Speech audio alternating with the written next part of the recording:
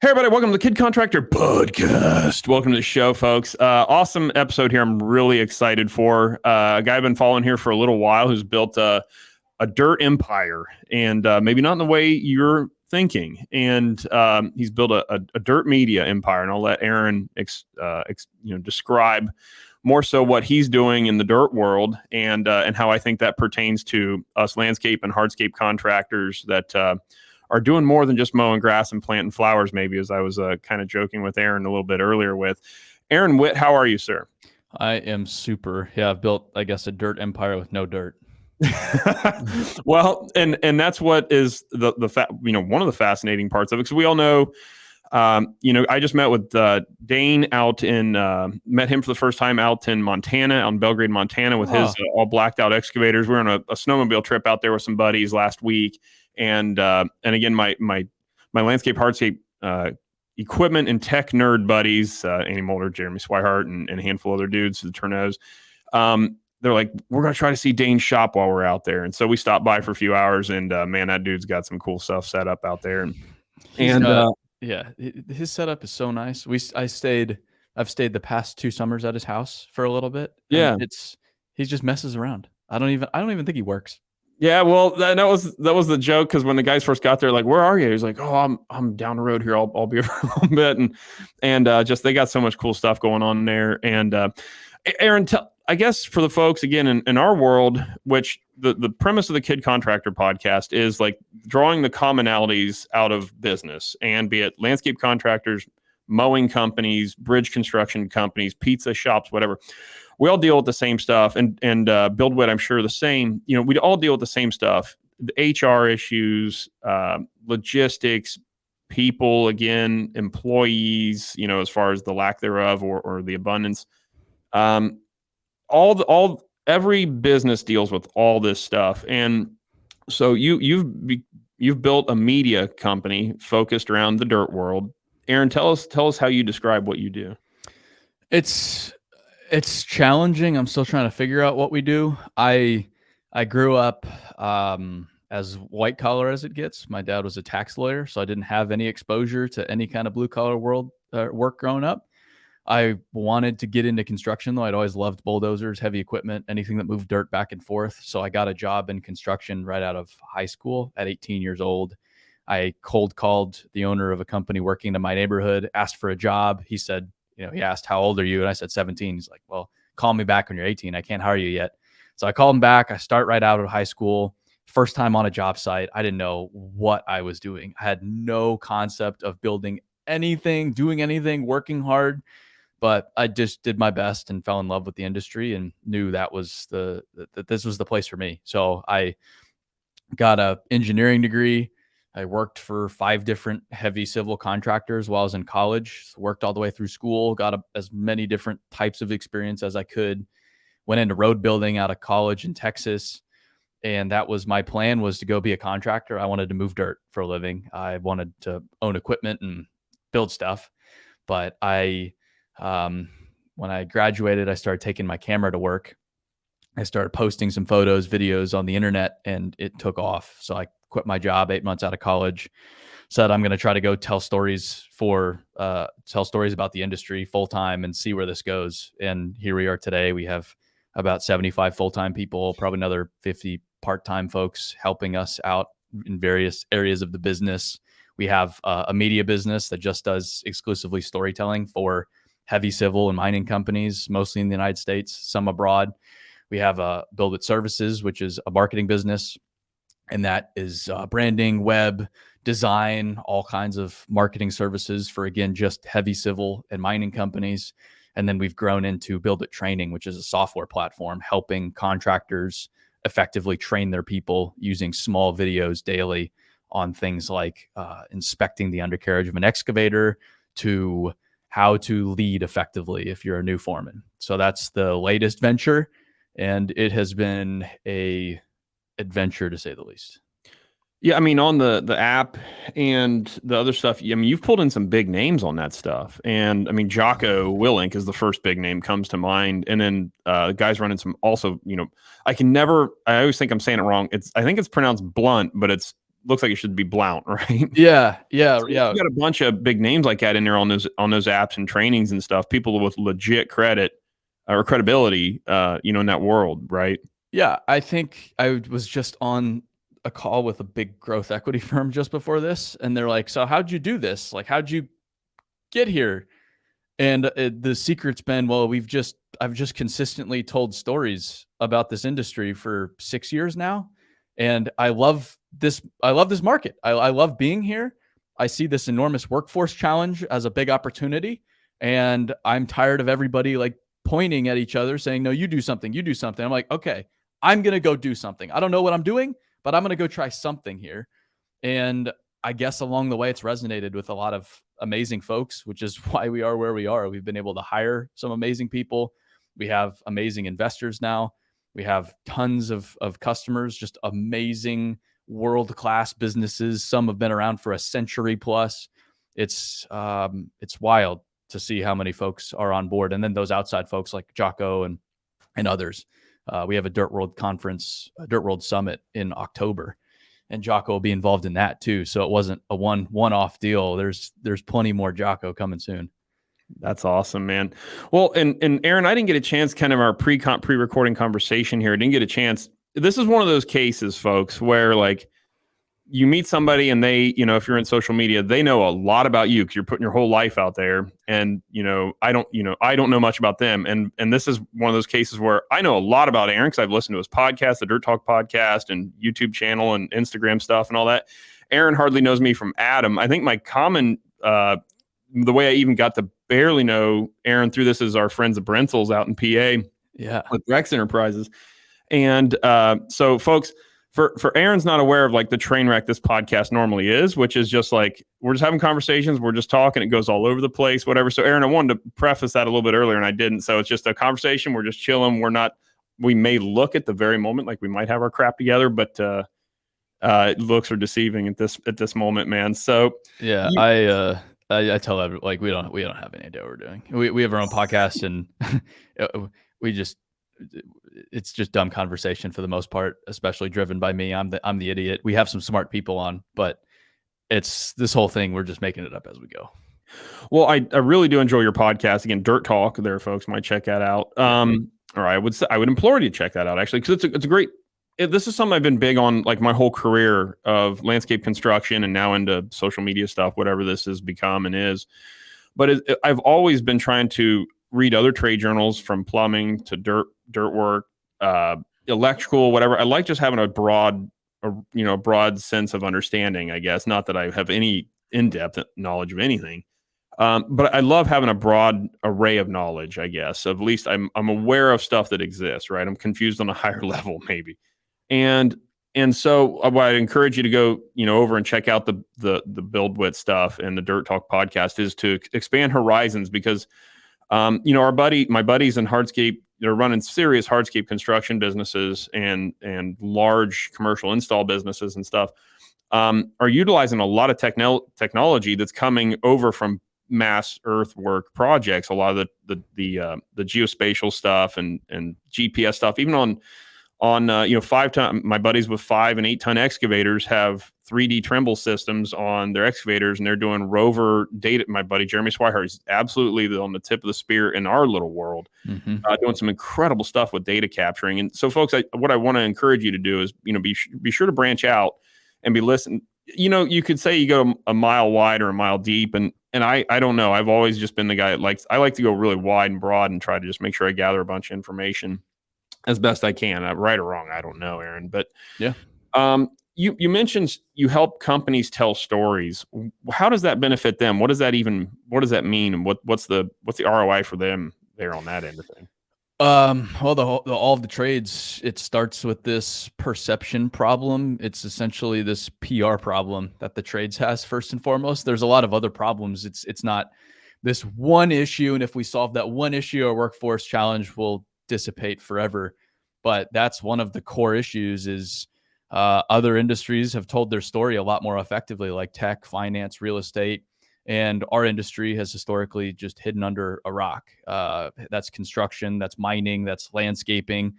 And what that does when you don't tell your story, someone else tells it for you. So someone else has control of the narrative. And you said like the narrative in landscaping is we just plant flowers, we just mow grass. But no, there's a lot more to it. But that you've surrendered the narrative, so others have made that into the narrative. Or mining is even more stark. It's you're out just destroying the environment. And it's like, well, no, you couldn't do a single thing in your life without mining.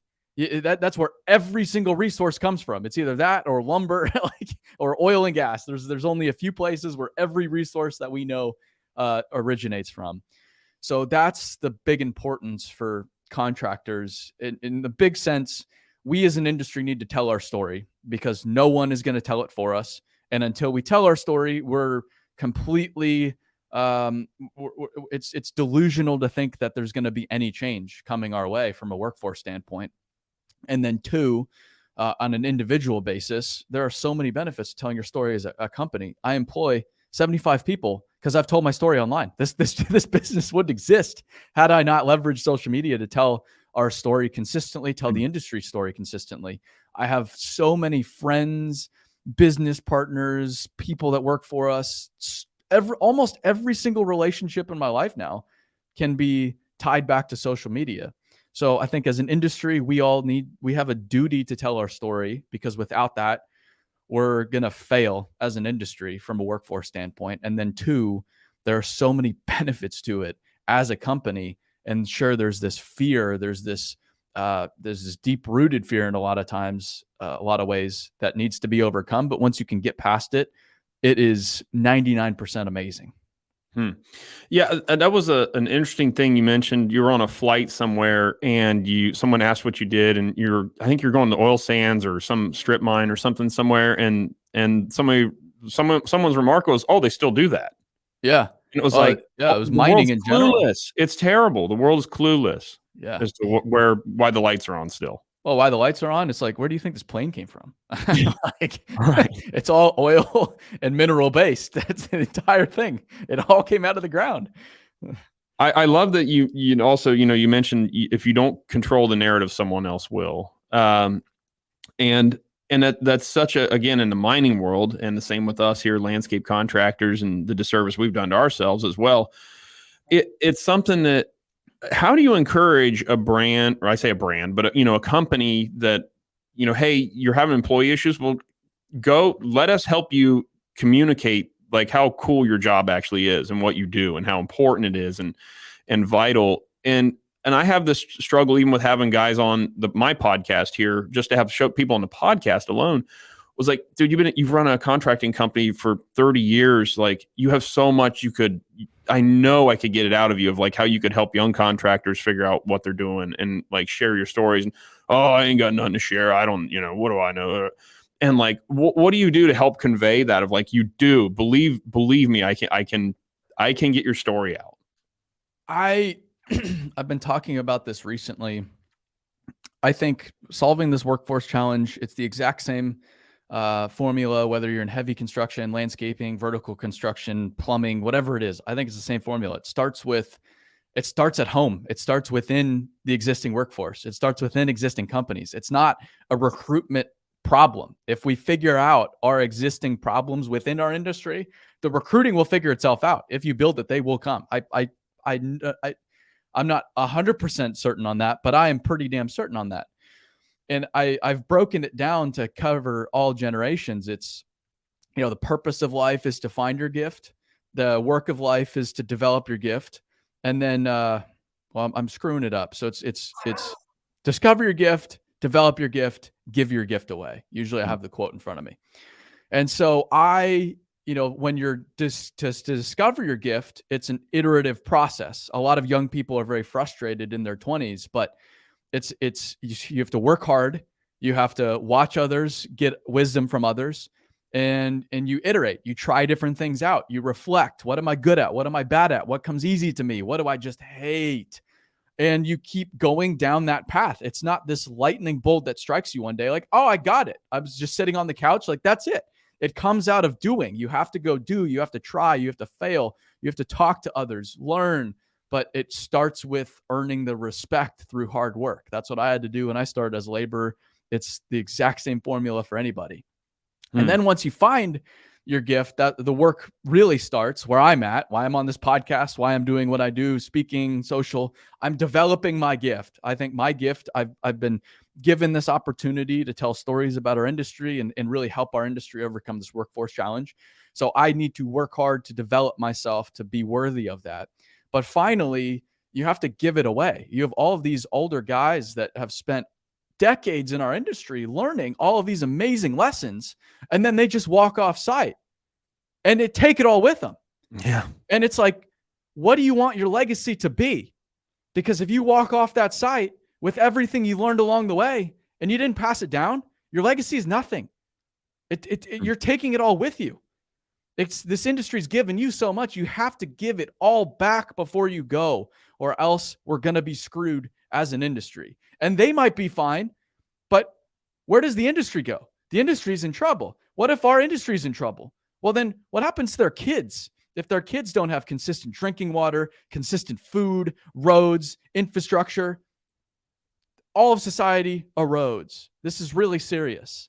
This is really serious. Everybody's thinking about their own business, their own market. It's a lot bigger than that.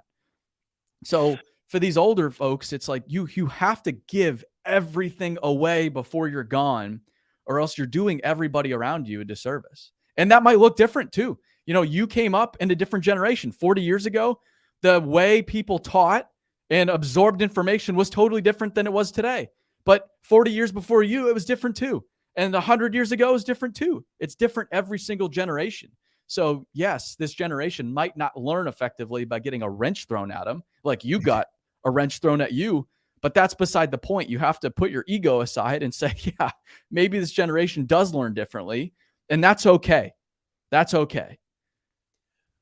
Aaron, I love it. It's such an awesome charge, I believe, or maxim, for you at Buildwitt and Dirt Talk. And that's one of the reasons I love what you're doing and love the show. And it's so true, because if we're not passing this information forward, and it's one of my driving factors with our social stuff of like, I'm trying to pass forward the stuff my dad taught me, that I was fortunate enough and blessed enough to have, that basic mechanical information and built carpentry skills and things like that. And I talk to a lot of guys that's not what their dads, if they have a father figure, even they have. And so I have, in benevolent as I may sound, or Mahatma Gandhian as I may want to think I am, or whatever, like that's been my charge, is like, I'm just trying to share stuff that I feel I was blessed enough to have. And I hope others do the same with things that I didn't have, as far as experiences go. So I love what you're doing. I think it's a great charge. Do you have, or can you share a success story of like maybe a company you worked with that was reluctant to share that story, or share their story, if you will, and they've seen ROI from it?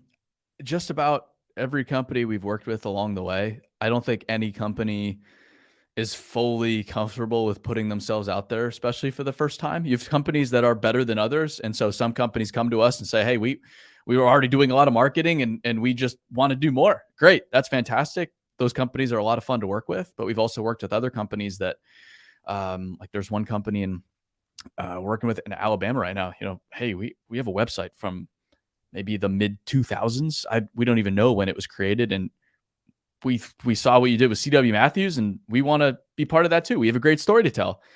And you get them involved in the storytelling process. And the coolest thing that happens, first, it's not this flood of new applicants into their business. You can see this internal sense of pride. We're essentially like, there's this little fire in every company. There's this history, there's this pride, and we're sitting there just fanning it a little bit. And it becomes a little bit bigger and bigger, and we're feeding it, put some more wood on the fire, and it's getting bigger and bigger. And as we tell that story, as we help them capture what makes them them and put it into words so that they can then articulate it to others, to their families sometimes their families don't even know what they do. Give these people the opportunity to just show their husbands, their wives, their children what they do day to day. You start to see that pride become real.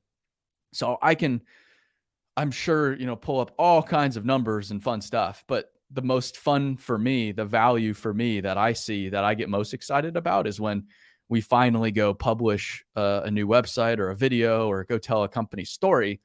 And the people that work at that company saying, this is awesome. I cannot believe they're actually telling our story. I'm so proud to be a part of this. But even better than that, I just got a message on our website from a guy's wife saying, I just want you to know that this storytelling, it means so much to him and it means so much to me.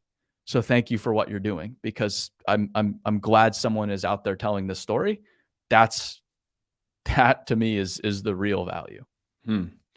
What is the story at Buildwitt? Like, what do you say that motivates your people to do what you folks are doing, and you're building your own team internally at Buildwitt? Like, I'm sure it's this, we help people tell their stories, but what is the tailgate talk at Buildwitt? Oh, it's not about storytelling. It's not about media. It's not about marketing. It's not about software. I've met with 40, 50 investment companies over the past few months. And I tell them, they think it's a joke at first. Like, I didn't want a software company. This was not the intent whatsoever. We sat down after we were in business for about a year and a half, and we asked ourselves, why are we in business? What's the point? Sure. Yeah, great. Make money. Check. What else? And we came up with, well, we're here to make the dirt world a better place. We're making the dirt world a better place. What does that mean? That means helping this industry overcome this workforce challenge. That means ensuring that society has the resources and infrastructure it needs for decades to come, so that society, the rest of society, can do whatever they do and build great things and live great lives. So that's what we're here to do. Everything we're here to do, everything we do, is about making the dirt world a better place. And we've infused that within every single corner of our business, so that no matter where someone is within our company, whether they're in accounting, whether software development, whether they're in design, they're making the dirt world a better place in their way. And so everything we've done, we wouldn't have started a software company had we not had that mission. Everything was great. We had this marketing business, media company. We could have made a killing. We could have remained like very profitable. And I could be taking home, $1 million a year. Life's good.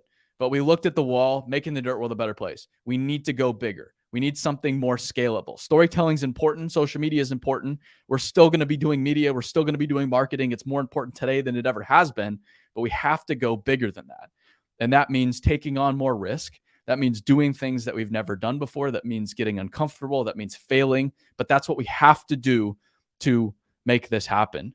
And we talk about it day one. When someone comes into our business, there's 3 days of onboarding. I teach the mission course because it's that important, and they have to get it day one, because that's the foundation of everything else. I can imagine. Well, I know what risk to me looks like in our landscape construction business. And then now doing a bunch of social media stuff. What does risk look like? And again, this is the commonality of business that we get at here on the show. And by the way, my wife, Brittany, who owns our company, technically, she is here to say hi, Britt. Okay. Oh, no, I don't have the mic queued up. Never mind. That's all right. Can you make Aaron Witt's badge say, would you like to say Dirt Talk or Buildwitt below your badge there? Buildwitt. Buildwitt. There we go. So can you make that happen, my wonderful... you're going to move the... Oh, good Lord. Okay, cool. Oh, that's right. It doesn't change orientation to that. So see there, Aaron, I don't know anything. So I had someone else set this up for me. I couldn't have figured this out on my own. It's yeah. So there we are. But now, Aaron, on some fun. Oh, so to get to that again, like, what does risk look like in a business like yours? Like, what is risky to you, if you don't mind sharing? Well, I've talked a lot about this. We raised a Series seed round of $10 million. We spent the $10 million on building a software arm to our business. Yeah. Well, you go spend $10 million on something, it better work. Right. Yeah, that's serious. And if it doesn't work, you got some problems, right? Yeah. So but it's the same thing. It's like any business. You go take risk, you go take out a loan on a new machine. You go get a skid steer, for example, and you go $50,000, $60,000, $70,000 in debt to go buy this new tool to work within your business. And you're signing that document, that loan document, and you're probably, if that's your first one, you're sweating bullets a little bit. You're like, you're shaking your boots. This better work out. So it's risk is risk, but stop taking risk within a business, I think I've thought so much about this. It's the concept of you're either growing or dying, and it looks different for every business. I think there's different risks that businesses have to take, but it's not always financial. But if you stop taking risk, you'll have your lunch eaten one day. It might take a little bit, but it'll happen. That's what's happening with, I think, the heavy civil industry. You have a lot of companies right now. They're making more money than they've ever made before, and they're very comfortable, and they're not willing to change, which is fine. If I was a 120-year-old business and what I was doing was working better than ever before, I'd probably just do the same thing too. But I'm seeing the bigger picture, and those that either get it right away, start these new businesses, or those that change are going to eat their lunch one day. And there's been this moat around a lot of businesses that's been their balance sheet, especially on the construction side, maybe on the landscaping side too. You have, I think the barrier of entry is pretty low in landscaping, but the big landscaping contractors, to go head to head with them, you just don't have the balance sheet that they do. You don't have all the assets, the machines, the pickup trucks, all of that. That used to be the moat around a lot of these businesses. But now the problem is humans. So if you can't figure out the human component, it doesn't matter how many assets you have. You will eventually have your lunch eaten by somebody else, and all of those assets are going to go to auction. So these companies have to take risk in different ways. It might not be borrowing a bunch of money or raising capital like I've raised, but it has to happen for every business. Yeah, to them, maybe that risk is even just putting themselves out there digitally into the world, right? Like this is we're exposing our mining operation, for example, or our well drilling or whatever, and that's like a big risk to them in their minds. And that kind of around here at Almond and everything else we're doing, like I know things we're setting our ways about, and we need to adapt some things. If you catch yourself saying, and this is the most dangerous phrase in English language as far as I'm concerned, we've always done it this way, end quote. If you catch yourself saying that, what do you do? Or are you folks so good at being progressive and open-minded to everything you don't catch yourself saying, well, we've done it this way for a long time, why do we change? We're a startup, so we don't have that mentality. But the problem is people bring it into our business. And we've had to train it out of people. They get into their comfort zone, and they're used to operating at a company that does work slower, that is more established, that has their comfort zones, their processes, and that's what they're most comfortable with. And they come into this environment, and we're like, yep, this is what we think is the best. We go kick this door in, and then like 1 week, find out there's a boogeyman behind that door. And then the next week we're like, no, close it real quick and go through the next door. And they're sitting around like their head's spinning, thinking, hey, I didn't even finish the plan to go into the first door. Then there is a necessary balance, but at the same time, we're a startup. We have no roadmap to follow, and we're just having to try things out, see what works, and continue going down that path. So for us, we haven't had that, but I've seen it come into our business in a lot of ways, and we've had to work with people to unwind it a little bit. There's value to balance, but at the same time, if we don't change and adapt and innovate quick enough, we'll die. It'll happen for sure. Well, and that's true. In what you're doing, you're really a trailblazer, I guess. And a saying I love with that is the pioneers get all the arrows, right? And so, I mean, you really are. You may not even know what you're doing wrong or right, because there's really no one else doing what you're doing in your space. And it's really, when you first approach companies, how do you even begin to like convey you're like, how do you even open the thing of like, well, we help you tell your story? Like, how do you even get your foot in the door with that kind of stuff? I got my foot in the door. Someone asked me the other day, how do I start photographing companies, construction companies? I want to go do that. I'm like, I don't know, call them. Like all their information is on social media. So that I first got my foot in the door by messaging people, calling people and saying, hey, can I come out and take pictures of your operations? 9 out of 10 times I'd get told no. The one time I'd get told yes, I'd go wherever they were in the country, and I wouldn't ask for money. I would go do it. And then I'd show them, I'd prove that this is a quality product. Will you pay me for more? Sometimes they'd say no. Sometimes they'd say yes. And I'd get my foot in the door there. And I've told stories for free, quote unquote, for years and years and years, which is why now we have this brand that we do. Everybody thinks we have this amazing access because we just walked right into it. It's like, no, no, no.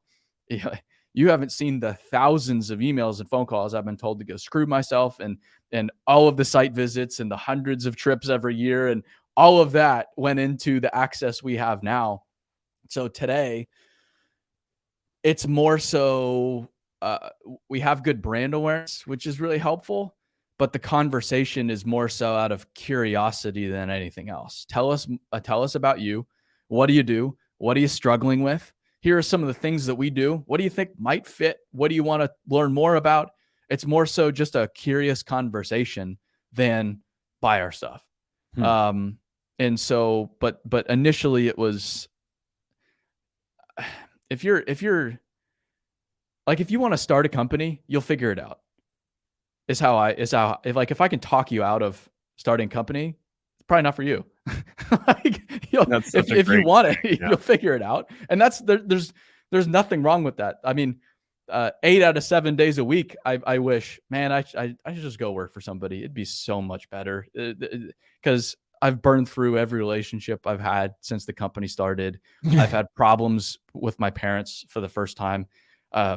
There's been a lot of things that would have never happened had I not started this company, but it's the path for me and I have to keep following it.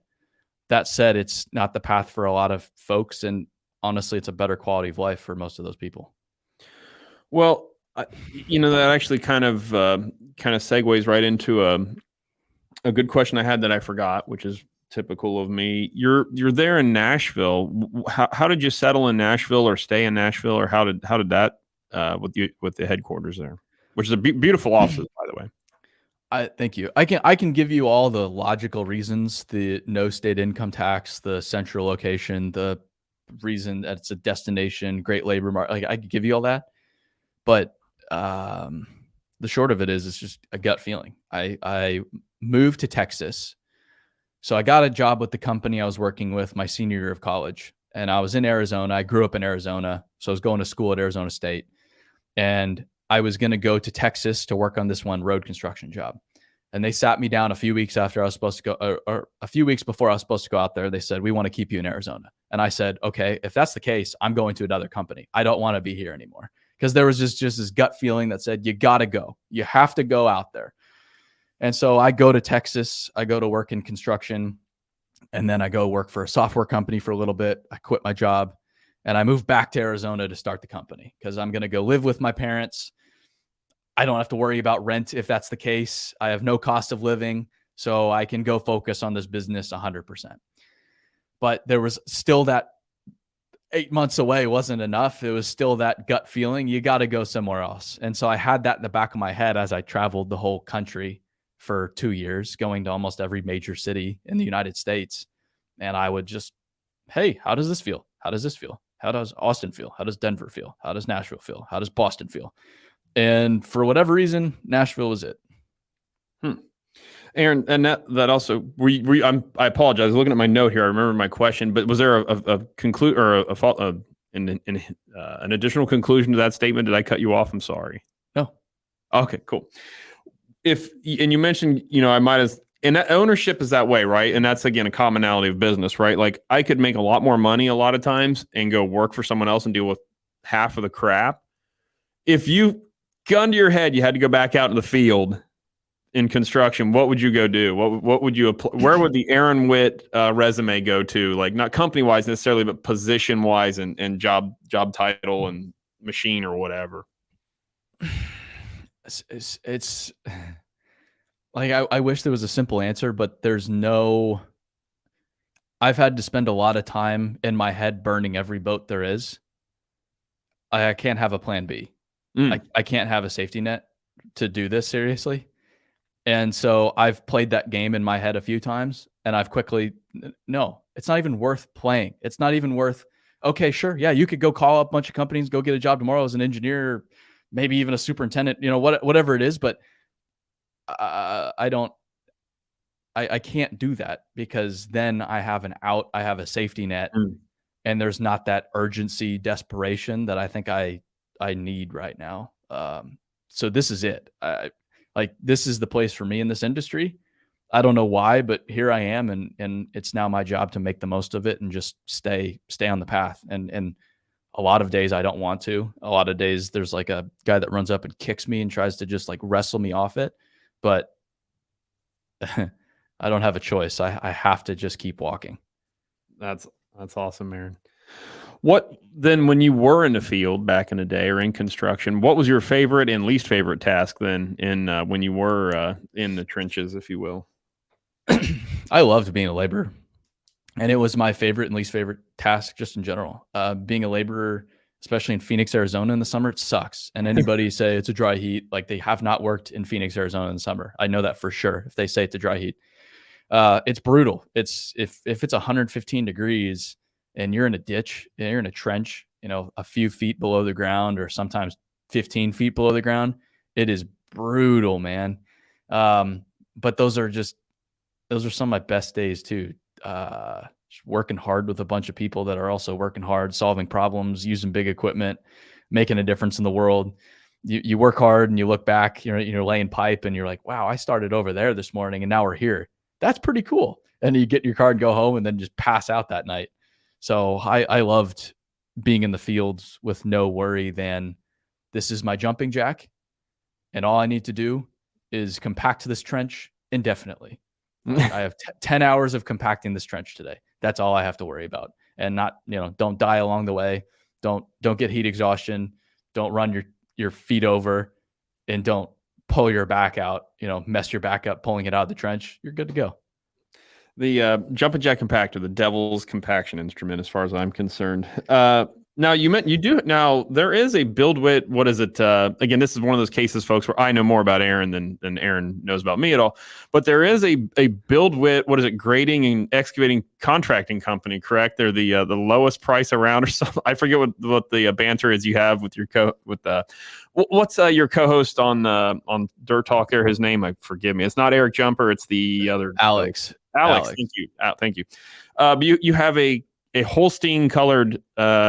I think it's a cat skid steer. I don't know, but tell me about that going on.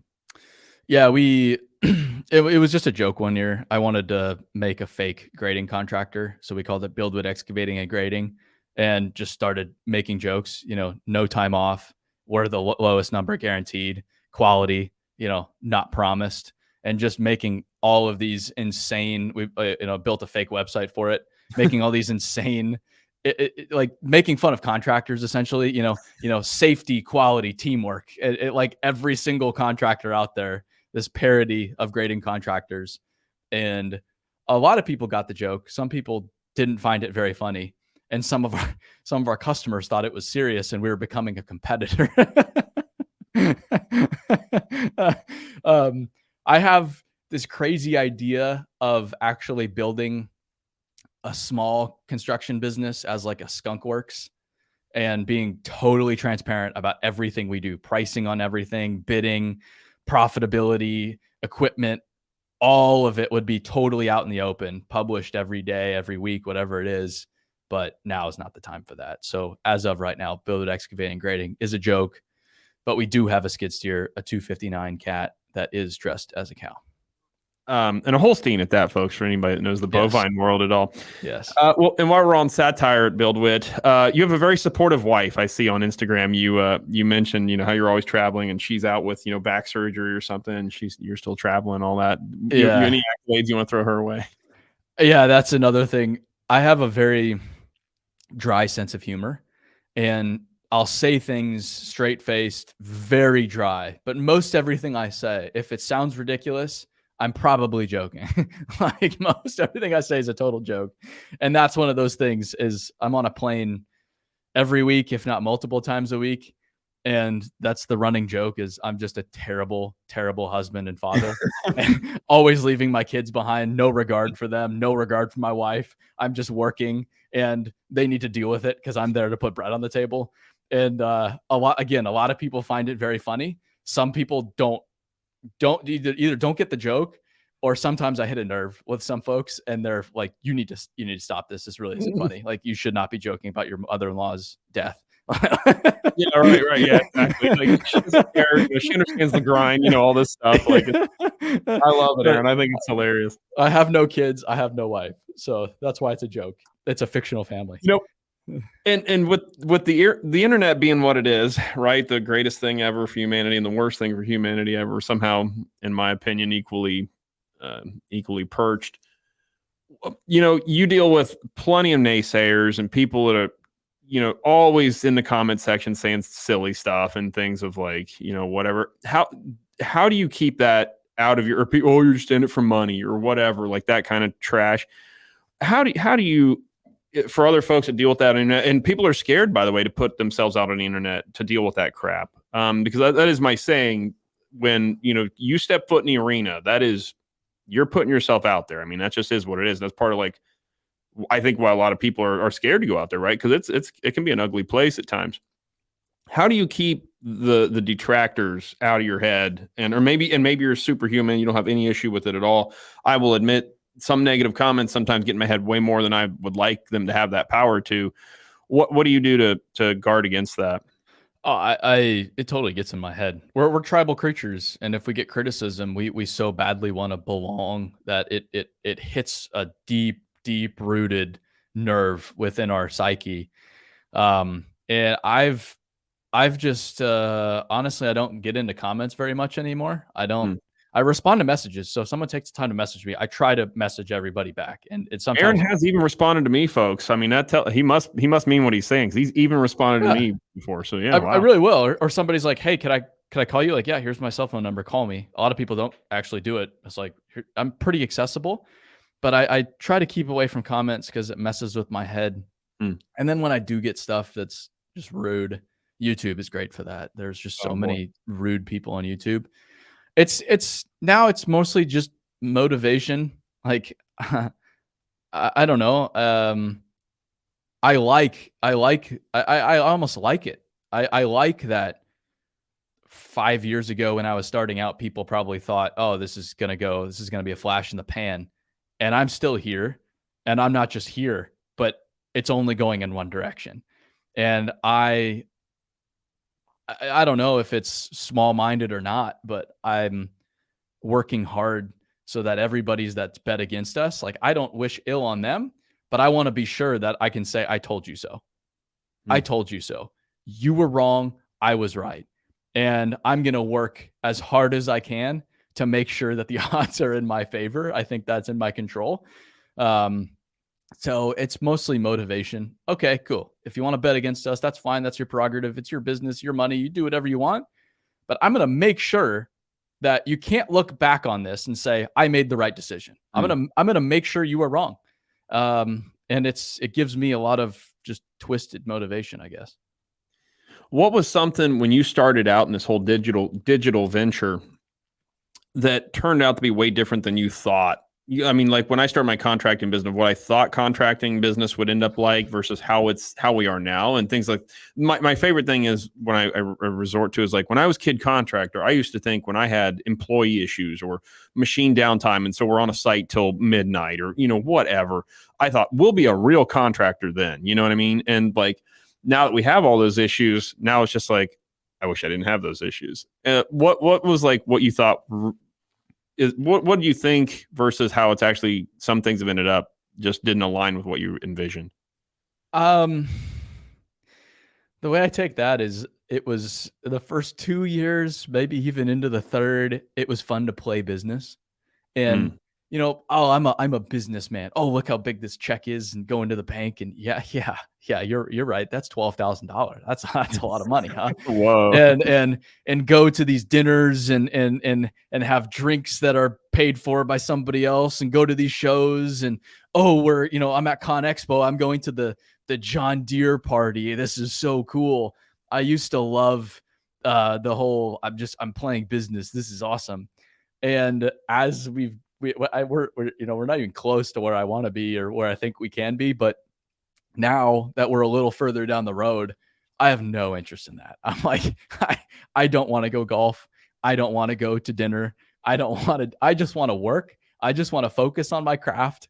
All of that other stuff is, to me, a distraction. Like, I don't want to go to Top Golf. I don't want to, Dane, Like he's so persistent. Oh, come razor riding, come snowmobile. It's like, I know, I understand that you guys love that. Like, there's nothing wrong with it. That's fantastic. Everybody loves golf or dinners or snow, but it's like, I just want to do my thing right now. And as I've gotten further down the path, all of the other stuff that other people are doing has mattered less and less and less and less. So I used to think it was about, you're a big time businessman and I've got this big truck and I'm a big deal. And as you get further down the road, you're like, none of that actually means anything, does it? and none of that actually gets me any closer. And that's something I wrestle with. And I'd love to pick your brain on this, because part of that is like, what got you here won't get you there kind of, thing. And so like all that stuff you and I have done, and I still do, I'm excited to get invited to the deer party or whatever, which I'm not, but like those little things. But it's also like, that's part of like cutting your teeth in the industry, right? Or getting into this digital world and stuff like that. So how do you weigh what is a good opportunity? This is really where I want to go with this. How do you weigh what is a good opportunity versus not a good opportunity, which is why the hell I can't figure out why you're on Kid Contractor podcast, for example. But how do you judge like what is a good opportunity, what isn't? Well, I'm on this podcast, for example, because I ask a lot of people to be on our podcast. So every time I'm asked to do a podcast, I typically say yes, if it works out scheduling wise, because I ask hundreds of people to be on mine. The least I can do is go be on other people's podcasts.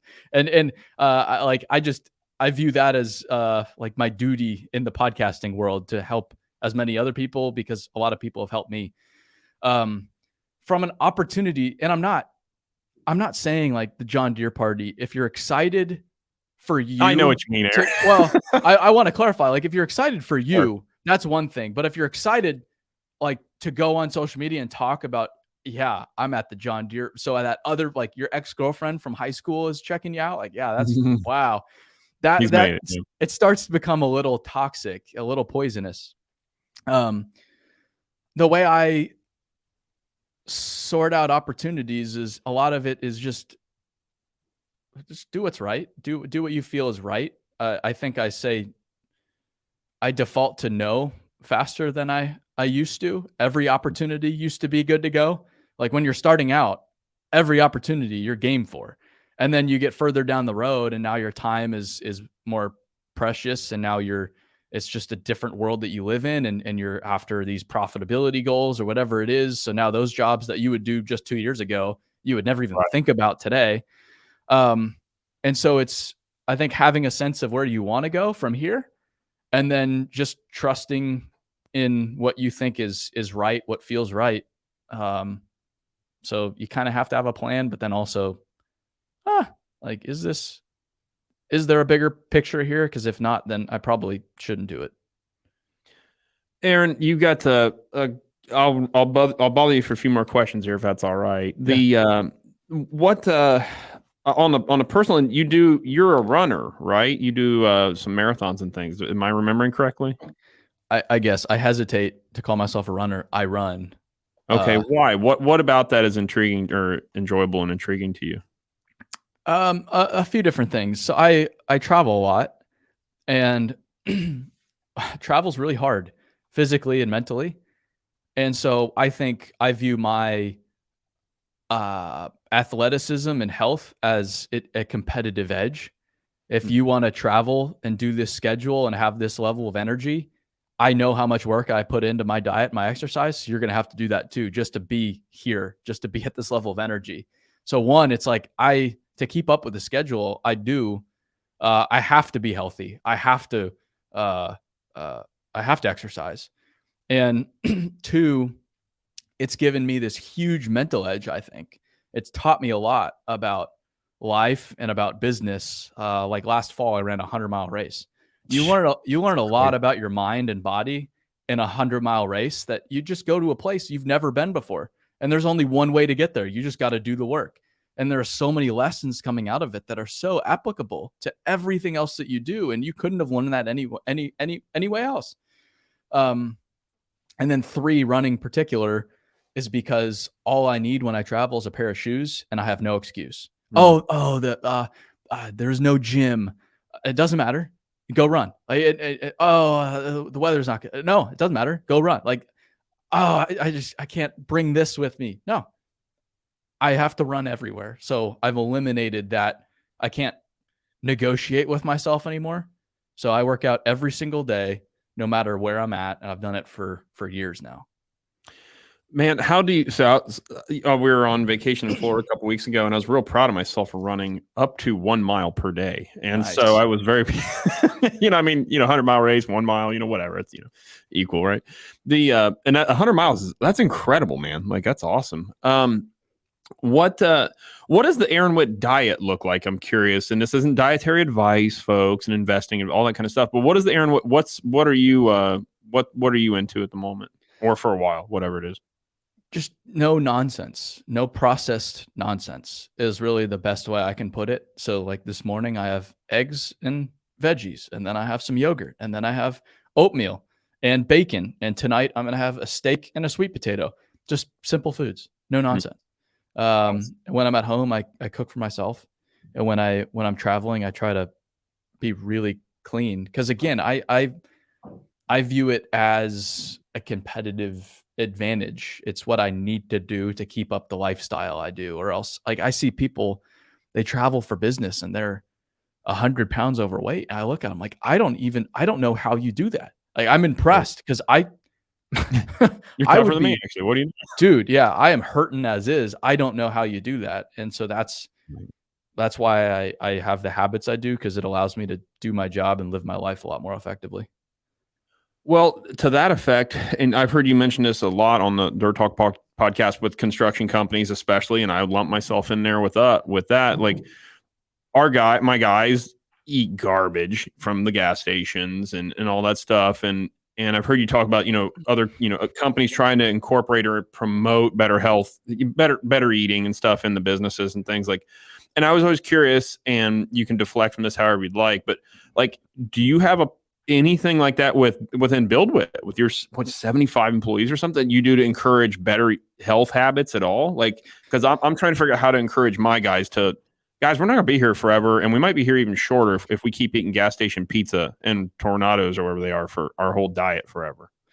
One, it's living an example.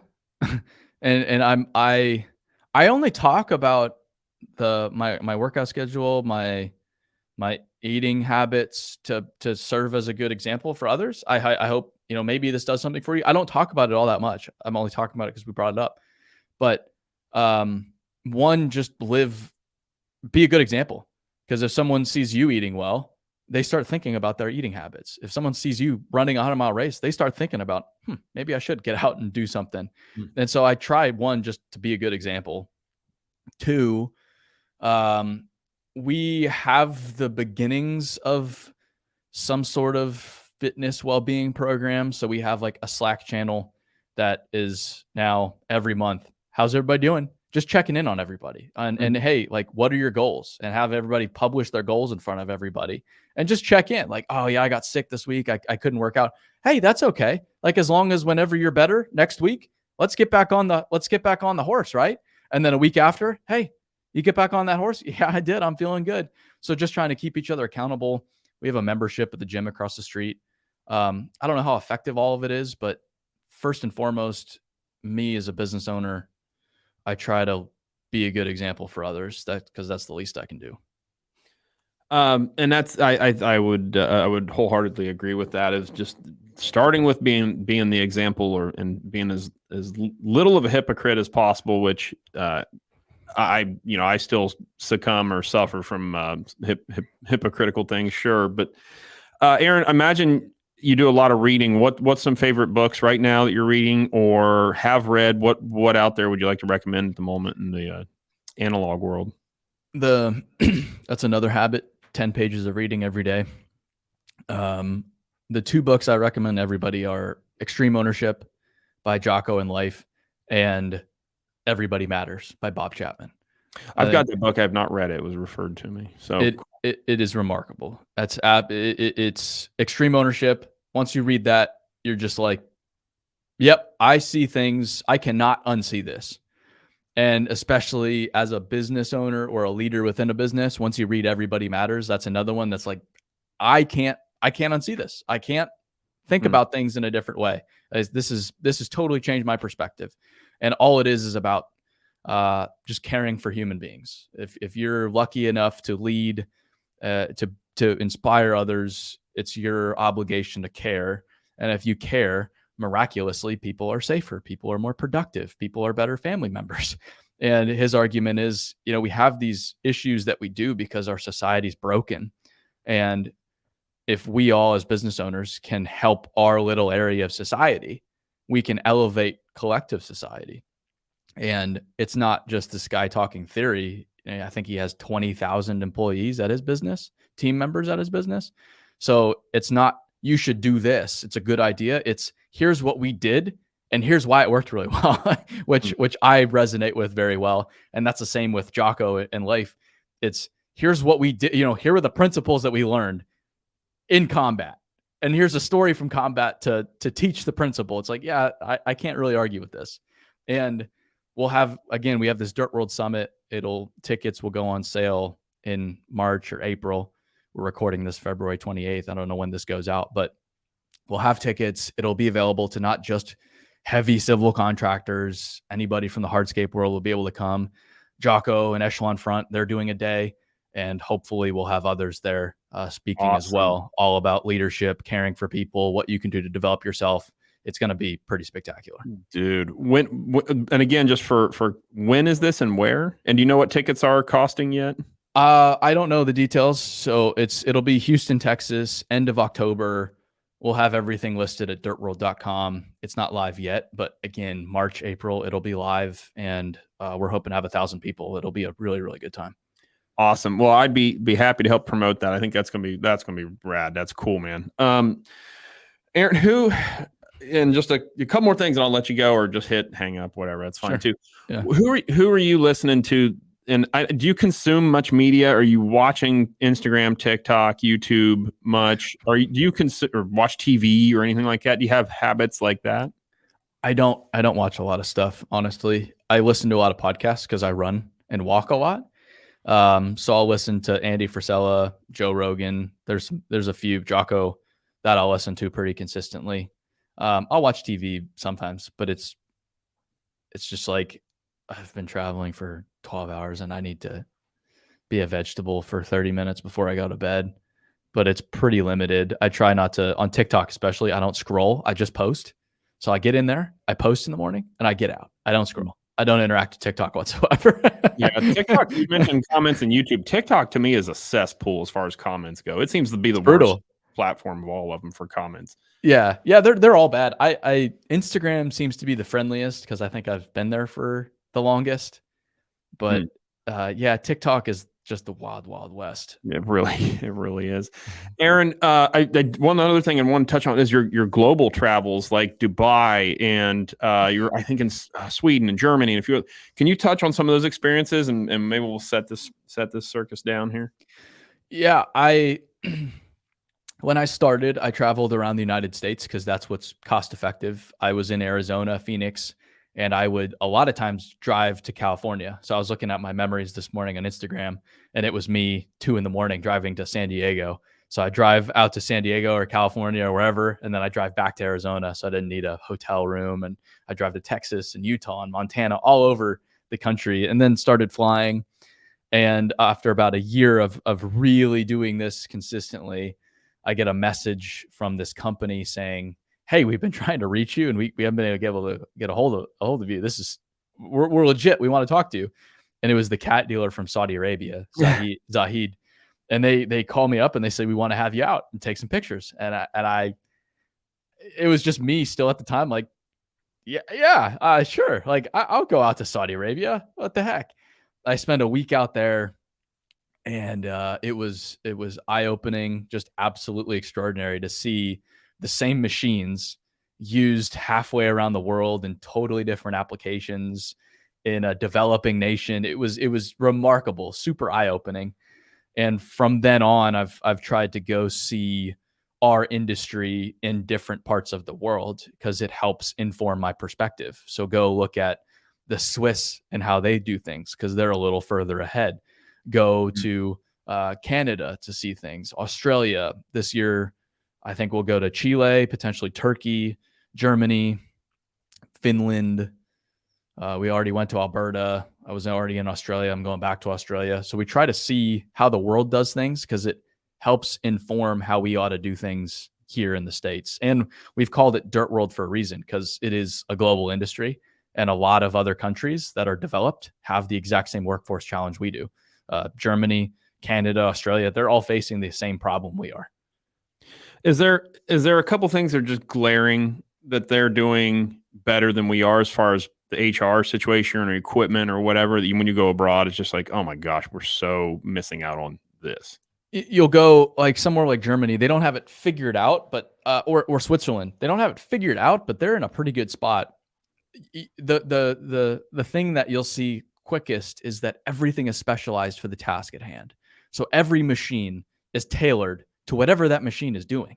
And so in the United States, we'll have a contractor will have a 336 excavator with a thumb on it, and they'll demolish houses with it. They'll dig trenches with it. They'll do mass X. They'll load trucks with it. The Swiss would scoff at that. They would have a specific machine for demolition, attachment for demolition. They'd have a specific setup for digging trenches. They'd have a specific setup for loading trucks. And us Americans are like, oh, that's stupid. That's too much money. But they're like, whatever, because we're eliminating way more hours of work. We're eliminating way more labor. So we're just going to keep doing it this way. It's working out really well for us.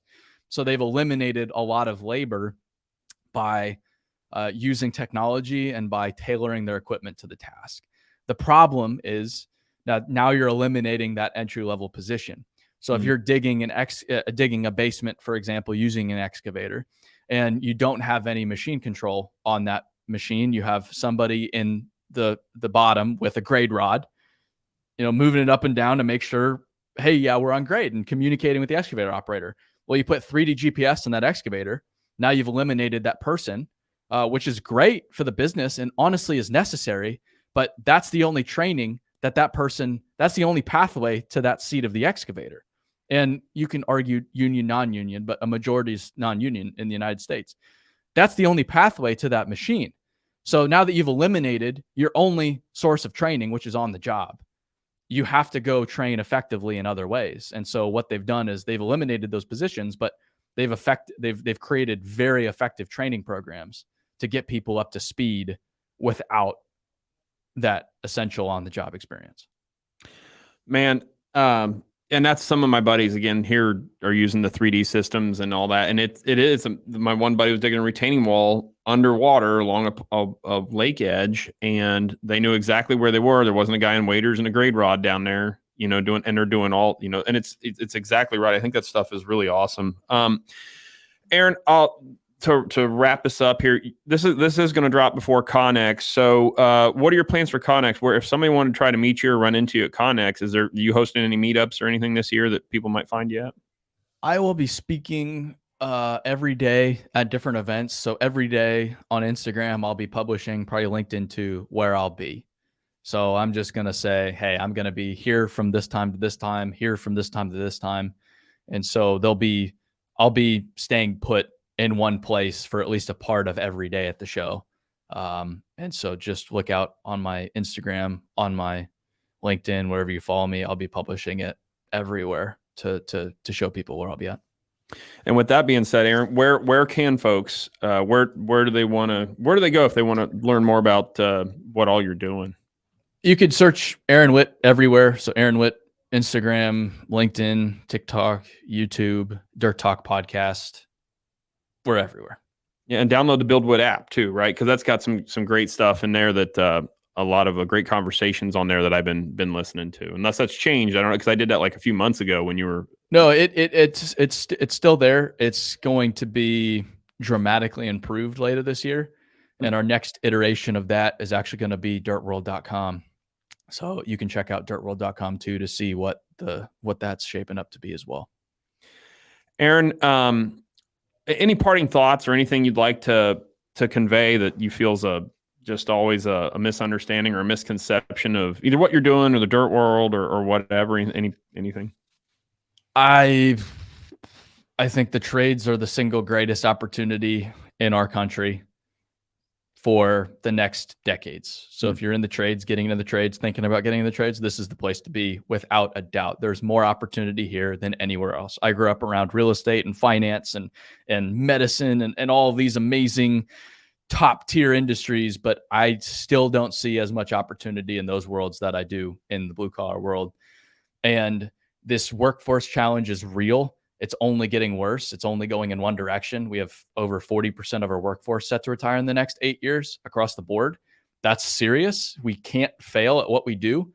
And until we all accept responsibility for this, until we all do our part, and that is either developing ourselves, finding our path, working, developing our path, or giving what we have away, until we all do our part, nothing's going to change. So what can you do? Is it, hey, I need to do a better job finding my path. I need to read more. I need to work a little harder. Is it, yeah, I'm on it, but maybe I'm a little comfortable. Maybe I need to get uncomfortable, take a little bit of a risk. Or, man, this industry's done a lot for me. I've been here for 40 years and I haven't been as open as I should be about passing my information on, passing what I have to offer to others and younger folks, even if it's a little different than me. Everybody can do their part. What can you do? Do it tomorrow. Because the sooner we can do this, the sooner we can figure this out together. Aaron, that was awesome.